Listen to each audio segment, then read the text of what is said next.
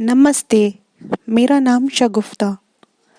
मैं सरोजनी नायडू शासकीय कन्या स्नातकोत्तर महाविद्यालय भोपाल की एमए हिंदी साहित्य थर्ड सेमेस्टर की छात्रा हूँ।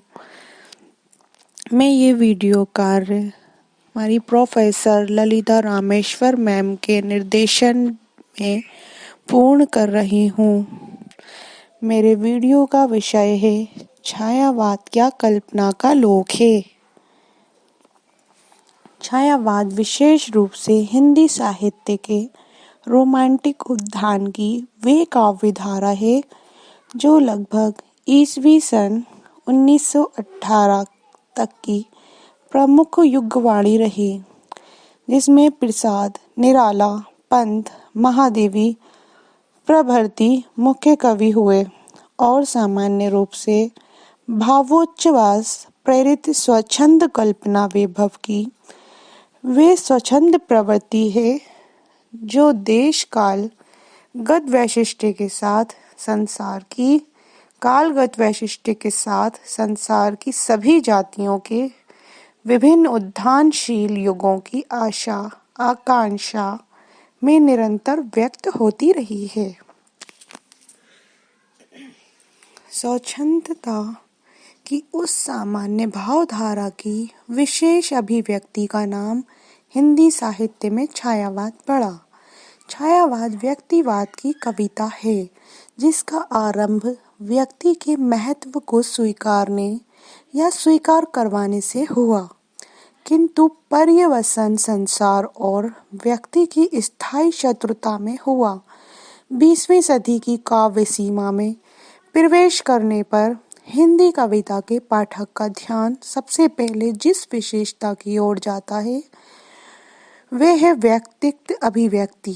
व्यक्तिगत अनुभूतियों की अभिव्यक्ति में आधुनिक कवि ने जो निर्भीकता और नाहस दिखलाया वह पहले किसी कवि में नहीं मिलता था।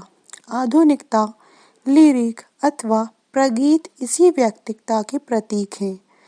व्यक्तिवाद ने छायावादी कवि में यदि एक ओर व्यक्तित्व अभिव्यक्ति की आकांक्षा उत्पन्न की तो दूसरी ओर संपूर्ण दृष्टिकोण को व्यक्तिनिष्ठ बना दिया। छायावादी कवि संसार की सभी वस्तुओं को आत्मर्जित करके देखने का अभ्यस्त हो गया। विश्व की व्यथा से स्वयं व्यथित होने की जगह वे अपनी व्यथा से विश्व के व्यथित होने की कल्पना करने लगा। इस प्रकार छायावादी कवियों ने चुने हुए तथ्यों को उपलक्ष्य बना करके अपने जीवन के अनेक सत्यों की अभिव्यंजना की। इस प्रक्रिया में छायावाद का ध्यान वस्तु के बाह्य आकार की अपेक्षा या तो उसमें निहित भाव की ओर गया या उसकी सूक्ष्म छाया और प्रकृति चित्रण में पहले के कवि जहाँ पेड़ पौधों का नाम गिनकर अथवा प्राकृतिक दृश्यों के रथूल आकार का वर्णन करके संतुष्ट हो लेते थे, वहीं छायावादी कवि ने प्रकृति के अंतः स्पंदन का सूक्ष्म अंकन किया। वृक्ष की अपेक्षा उसका ध्यान छाया की ओर था। यहीं तक कि संपूर्ण कविता सुछवि के छायावान की सांस हो गई। केवल छाया नहीं बल्कि उससे भी अधिक सूक्ष्म उसकी सांस अर्थात सांस लेती हुई छाया का स्पंदन। यदि संध्या का वर्णन करते हुए द्विवेदी युगीन कवि हरिओध ने लिखा, दिवस का अधजान समीप था, गगन था कुछ लोहित हो चला, तरु शिखा पर थी अब राजती, कमलनी कुलवभल की प्रभा। प्रसाद जी तो जैसे अतीत प्रवासी ही थे। महाप्रलय में विनष्ट देव सृष्टि की मधुमय याद करते हुए प्रसाद के मनु करोह उठते हैं। गैया सभी कुछ गया मधुरतम, ये वे सृष्टि थी जिसमें चलते थे। सुरभित अंचल से जीवन के मधुमय निश्वास और सौरभ से दिगंत पूरित था। अंतरिक्ष आलोक अधीर। अतीत में मन की ये उड़ान वर्तमान से असंतोष का ही परिणाम है। जिस प्रकार वर्तमान में असंतुष्ट मन अतीत की ओर भागता है, उसी तरह इस जगत से असंतुष्ट होकर किसी अन्य जगत की खोज में निकल पड़ता है और न मिलने पर कल्पना के द्वारा एक सुखद लोक की सृष्टि कर डालता है। छायावाद युग में उस पार और क्षितिज के उस पार जैसी बातें जो अक्सर सुनाई पड़ती थीं, वे इसी भावना की अभिव्यक्ति थीं। परिमल में निराला स्पष्ट रूप से कहते हैं, हमें जाना है जग के पार।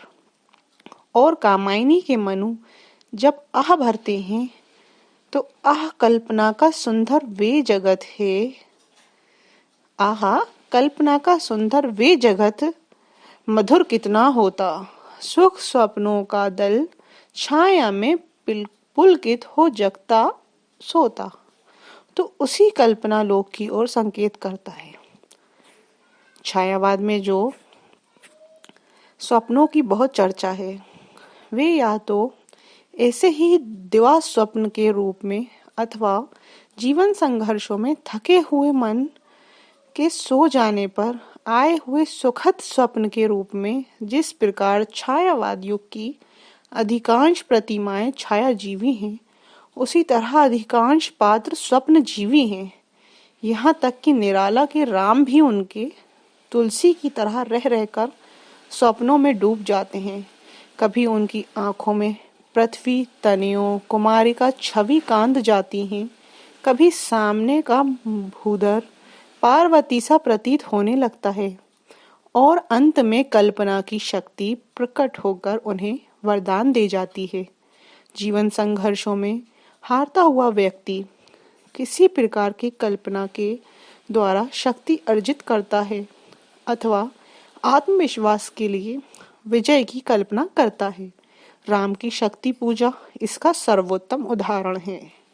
दूसरी ओर प्राकृतिक सौंदर्य कवि की कल्पना को किस प्रकार जागृत करता है और उसे जगत जीवन को समझने की अंतर्दृष्टि देता है। इसका उत्कृष्ट उदाहरण निराला का तुलसीदास है।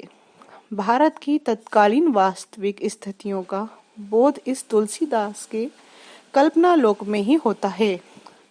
छायावाद युग को कविताओं को देखने से पता चलता है कि उन कवियों को संसार में वस्तु सबसे अधिक सुंदर, उदात्त, मधुर, अपराजेय अर्थात किसी बात में श्रेष्ठ हुई, उसे उन्होंने कल्पना नाम दिया है अथवा कल्पना से उपनीत किया है। पंत जी यदि बादल को विपुल कल्पना से त्रिभुवन की अम्बुधि की कल्पना महान आदि कहते हैं, नक्षत्र की अनंत की अगम कल्पना बतलाते हैं, छाया को भी गूढ़ कल्पना सी कवियों की मानते हैं, तो अनंग को प्रथम कल्पना कवि के मन में और अप्सरा को भी अखिल कल्पनामयी अप्सरी संबोधन करते हैं। इसी तरह प्रसाद जी भी हिमालय की उदात्तता बतलाने के लिए यही उपमान चुनते हैं। विश्व कल्पना सा ऊंचा वे। तात्पर्य यह है कि कल्पना छायावादी कविता की मौलिक विशेषता है।